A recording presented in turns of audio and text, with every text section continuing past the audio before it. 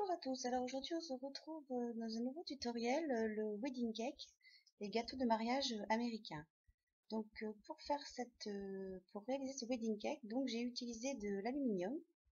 Pour ceci, donc j'ai réalisé 3 cylindres de différentes tailles, en allant du plus grand au plus petit, le plus grand étant la base et le plus petit le haut du gâteau.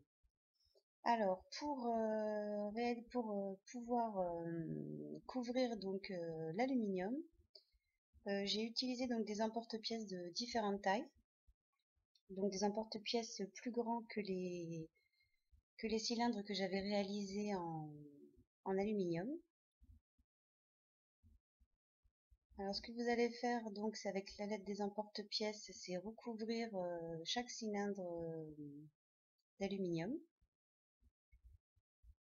En même temps, si vous n'avez pas envie d'utiliser de l'aluminium, vous pouvez utiliser aussi faire des cylindres en pâte dite Burke, avec des restes de pâte que vous avez. Mais là, du coup, ça le rend plus léger et puis ça permet d'utiliser moins de pâte blanche.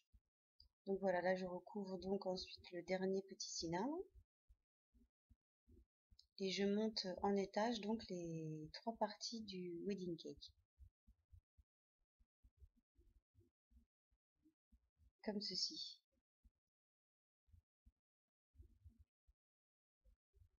Alors là, je réalise la base du gâteau pour pouvoir terminer entièrement le gâteau.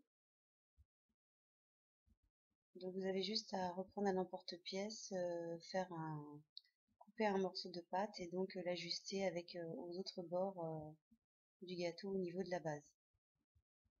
Il suffit de lisser un petit peu la pâte et tous les morceaux ensuite se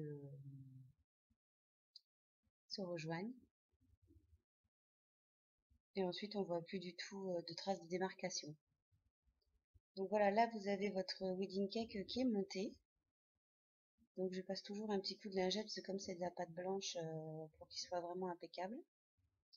Donc ensuite, ce que j'ai eu l'idée, c'est de réaliser donc c'est des petites fleurs, mais bon rapides, c'est surtout des fleurs qu'on réalise justement quand on fait des gâteaux. Donc tout simplement des petites roses mais basiques. Après, si vous avez envie de faire d'autres fleurs, vous faites ce que vous voulez. Alors pour les coller donc au sommet du gâteau, j'utilise de la fime liquide pour être sûr que les petites roses tiennent bien sur le dessus du gâteau. Donc voilà, là j'en ai fait 3 parce que c'est plus joli sur le sommet.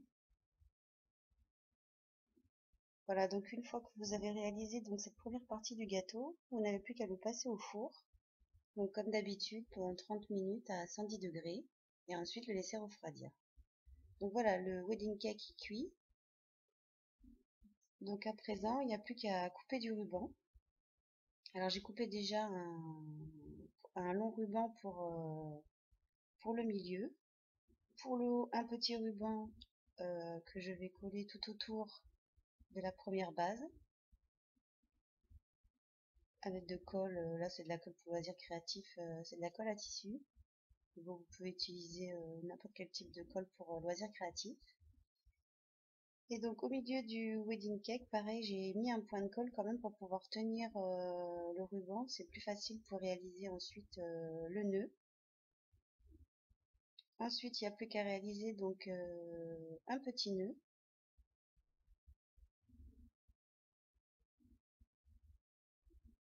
Voilà. Et une fois que vous avez fait votre nœud, vous n'avez plus qu'à couper donc les restes du ruban en biais. Généralement, c'est plus joli.